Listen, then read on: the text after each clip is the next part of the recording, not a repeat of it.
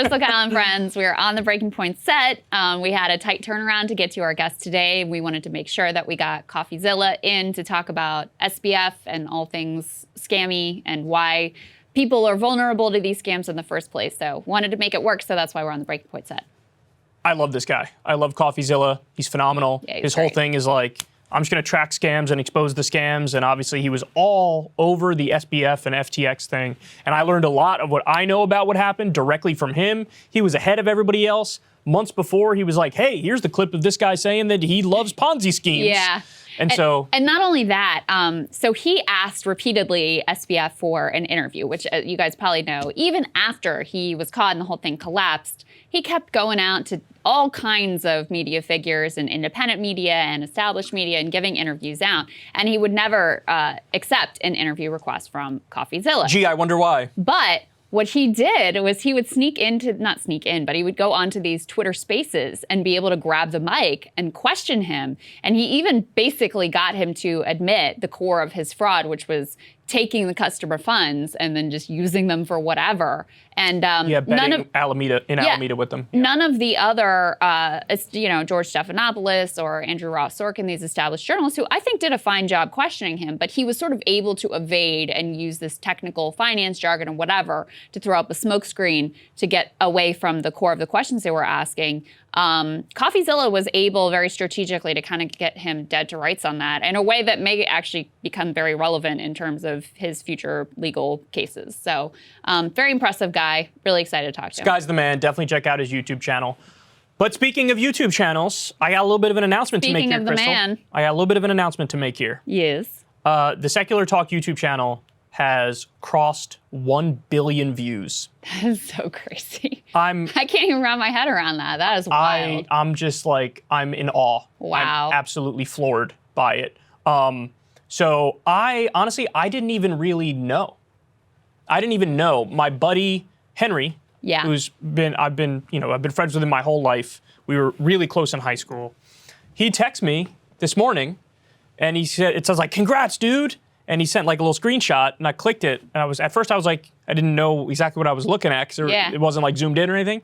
And then I realized, I was like, holy shit, the last time I looked, because I did have the thought of like, oh, when I hit 1 billion views, I can't I'm going to talk about that. It's going to be really cool. Yeah.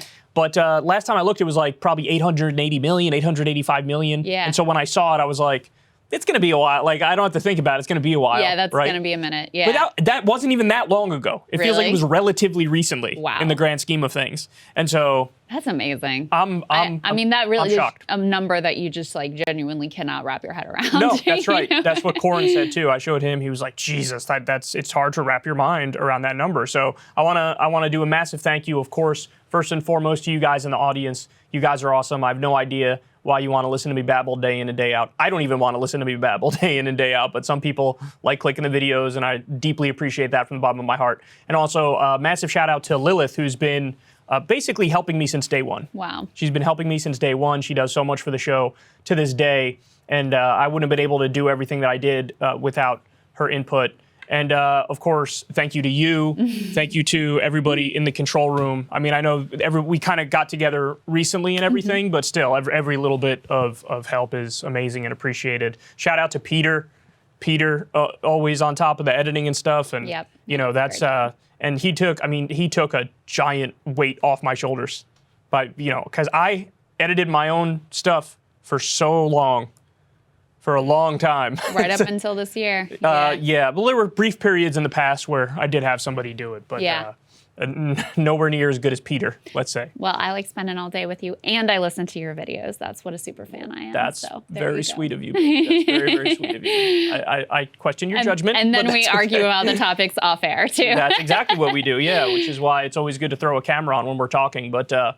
yeah, I remember when the Young Turks a while ago hit 1 billion views and they had like a big billion views party. Oh, really? Yeah, and I remember thinking like, oh, I should probably do something like that. And then now I didn't even realize I crossed it. Now we're talking about it on a random day. That's very sweet that your boy was checking your stats for you.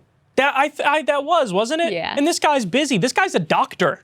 He's a doctor. Like, he's got stuff he's doing. He's got a kid.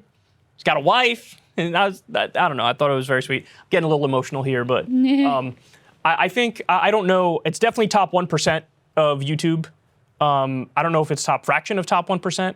I don't know, because I think there's probably other channels. Like, I don't know, sometimes you check the CNN numbers, probably like over 1 billion there, but that's because they release literally like 20 videos a day. I mean, the thing you always told me when I was first, when I was a YouTube noob, was consistency.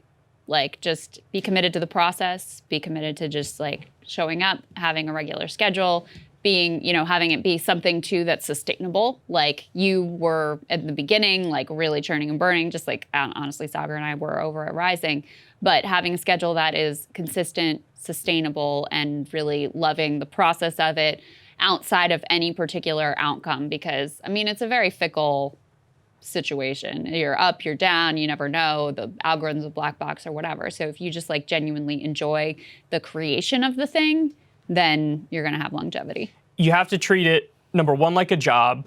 Number two, it has to be your passion. You need to stick to those things. And then, yeah, if you keep showing up, you know, you're beating 80% of the competition just by continuing to show up. Like, True. I'm low-key jealous of the people who can release like 1 video a week or 1 video a month and do well. Shoe on head. And there's others too, but I am sort of jealous of those people, because it's like, if I released 1 video a week or 1 video a month or whatever it was, I'd still probably get about the same view per video as I do now, or maybe a little bit more, right? Like maybe the video would hit 100K or something like that. Well, it's just a totally different type of content they're producing there. It is, and what we are doing with covering news and politics and economic stuff and like being immersed in this stuff on a daily basis, you have to really dedicate yourself and keep showing up and keep pumping stuff out. And the other thing you have to do is you cannot at any point, for any reason, just follow the crowd. You have to go with what you actually think, what you actually believe, what actually interests you. That's where I feel like a lot of YouTubers sometimes get lost doing what we do. They start doing this like meta thinking of like, what do I think the people want me to? You can't do that.